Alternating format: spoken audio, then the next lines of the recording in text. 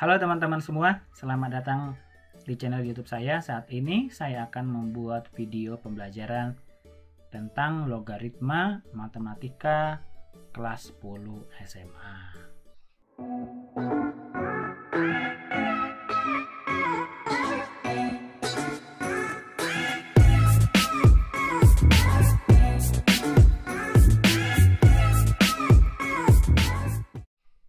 Ada yang tahu apa itu logaritma? Ya, logaritma itu merupakan saudara ya. Masih ada hubungan saudara daripada si eksponen. Jadi kalau teman-teman sudah belajar tentang eksponen di pelajaran sebelumnya, berarti harusnya pelajaran ini berkesinambungan ya. Jadi, logaritma itu bentuk sederhananya atau yang sering dikenal adalah bentuk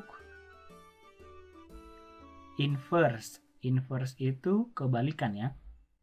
Bentuk inverse daripada eksponen.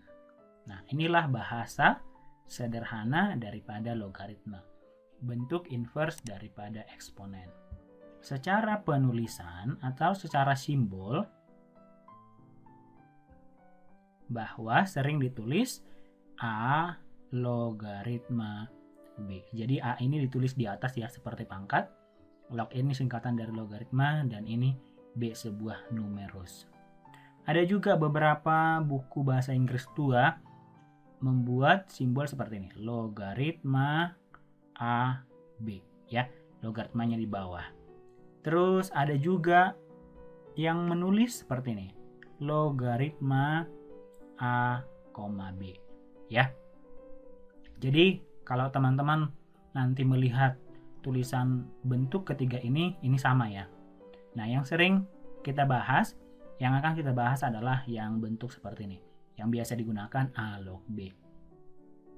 Oke. Seperti yang saya sebutkan barusan bahwa logaritma ini bentuk inverse daripada eksponen. Jadi saya akan buat contohnya. Misalnya di sini bentuk eksponen.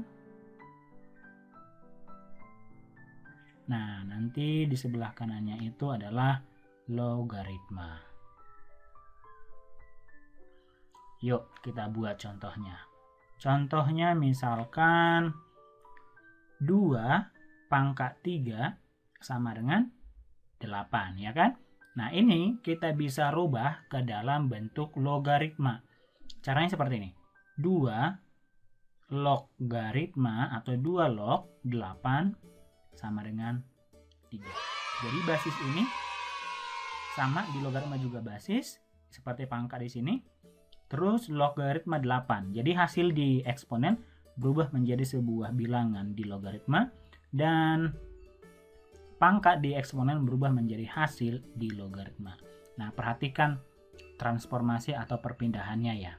Coba contoh yang berikutnya.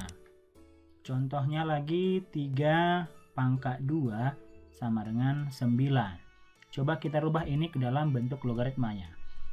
Jadi kita buat 3 logaritma 9 sama dengan 2.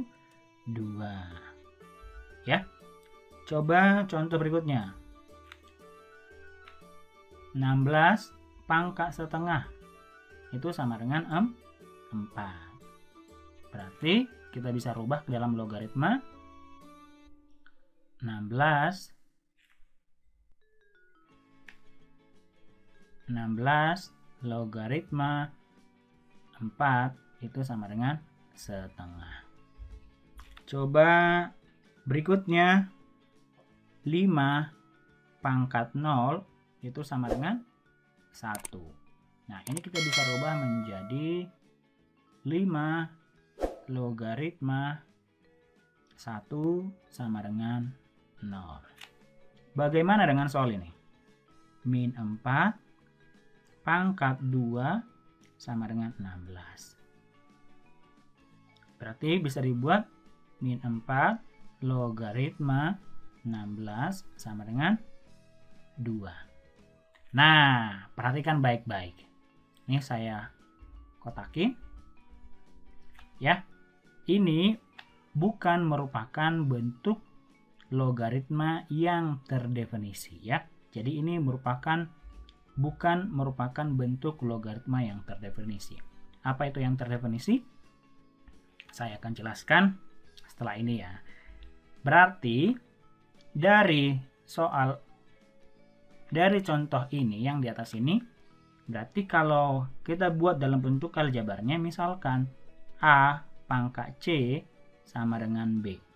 Berarti kita bisa buat bentuk logaritmanya A logaritma B sama dengan C. Oke. Nah, kalau kalian sudah bisa memahami beberapa contoh yang di atas ini, berarti kalian sudah memahami bentuk dasar daripada logaritma. Oke. Jadi, bentuk umum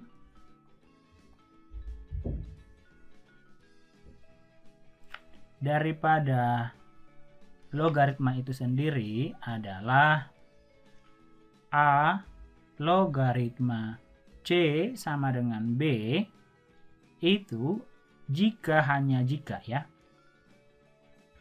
Jika hanya jika atau dua arah seperti ini, A pangkat B sama dengan C. Nah, inilah dia bentuk umum atau definisi daripada logaritma ya. Nah, ada syaratnya. Syaratnya itu apa? Sebuah logaritma A log C sama dengan B akan terdefinisi atau bisa dikerjakan jika A-nya itu harus lebih besar daripada 0 dan A-nya tidak boleh sama dengan 1. Berikutnya adalah C-nya itu atau sebuah numerusnya itu juga harus lebih besar daripada 0. Jadi, perhatikan dua syarat ini ya.